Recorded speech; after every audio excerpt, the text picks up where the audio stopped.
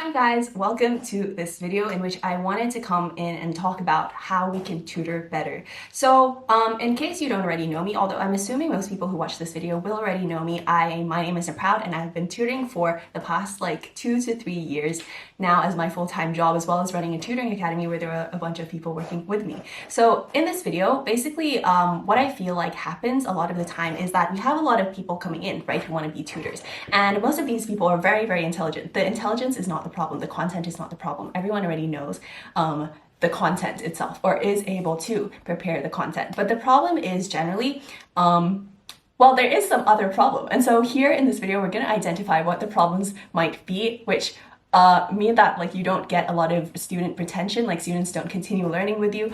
And I will talk from my own experience and give some tips and advice as well. If I keep looking to the right, that's because the viewfinder is there, so apologies if I keep looking to the right, but I will try to focus on the lens. In my experience, I think that tutoring is two things in combination. The first one is the content itself, which we won't be talking about in this video. But the other thing that is also equally, if not more important, is your relationship with the student.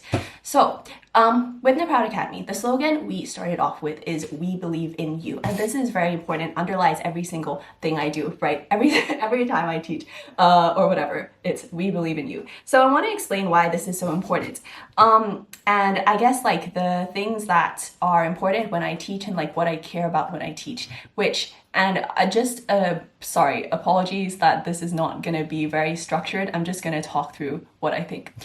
The first thing I want to talk about, I think, is that everything has to come from a place of care. Like, you personally have to care about the student and how well they're doing, and you personally have to be there for them. And if that's the case, everything already will come from the right place. I think sometimes people focus too much on themselves. Am I teaching well enough? It's not about that. It's about, does the student understand this well enough? If you shift your focus, that already solves a lot of the problems. But I think in terms of like, how do we care and like what is good, what other things are good, I think another important thing, really, really important, is acceptance.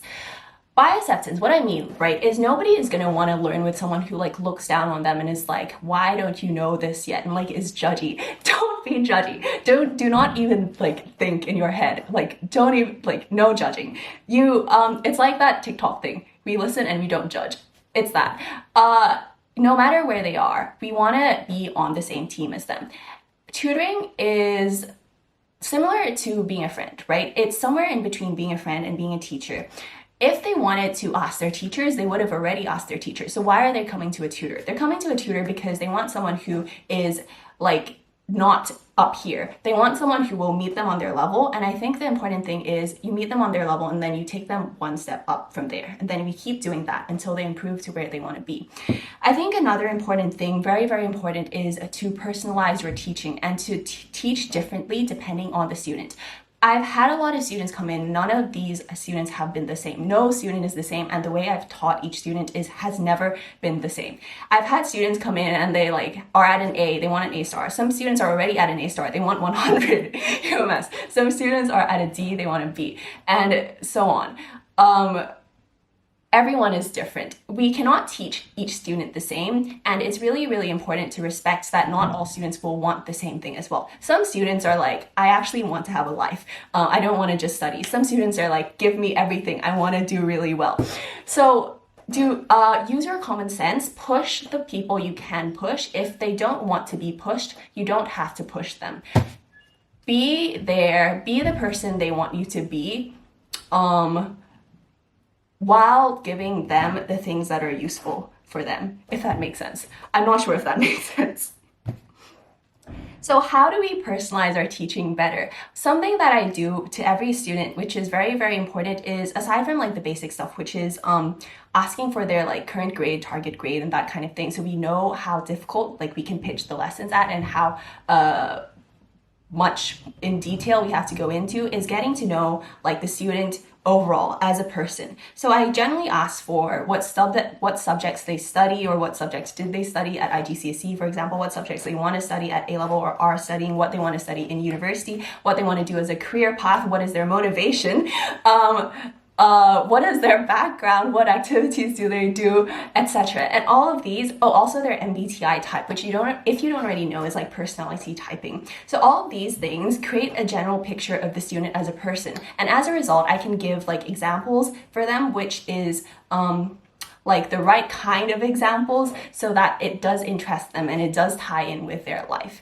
I think as well, you can kind of tell better what kind of person they are and like in how much depth you want to teach something. For example, if you are teaching biology and then they want to go into biology in uni, like they want to study pure biology, then you can teach it more from a pure perspective, right? But then if they're studying biology and then they actually like, this is just one of their 4 subjects and then they actually want to go into like something not that related to biology, then obviously you don't have to go into it in that much detail. You want to know what the students' aims are and goals are, then you want to help them reach that goal.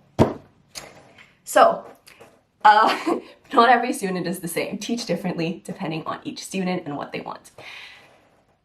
I think it's also better as well. I think it's just also more fun if you know the student better and then it's like your friends and then you want to, you actually want them to do well because you actually care about them. So it's just nicer that way. Okay.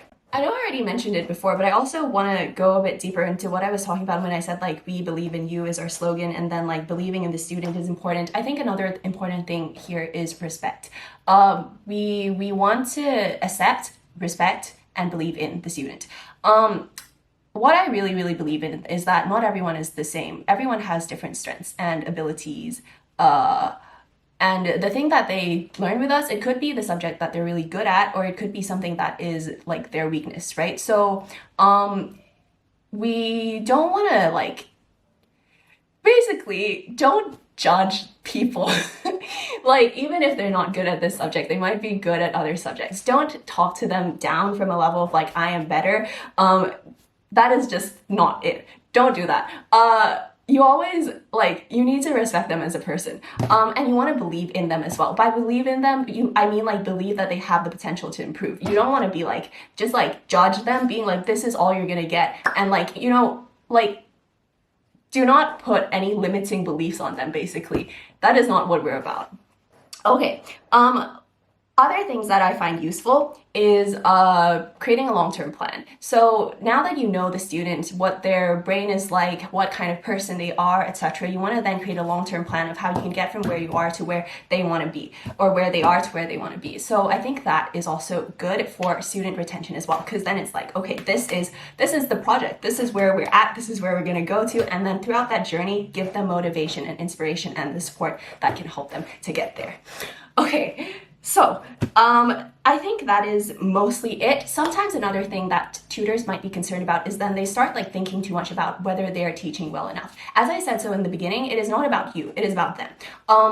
So if you focus on them, that problem should like deprioritize. But something that I also want to say is don't worry too much about being perfect. You are a human, not a teaching machine or a Wikipedia.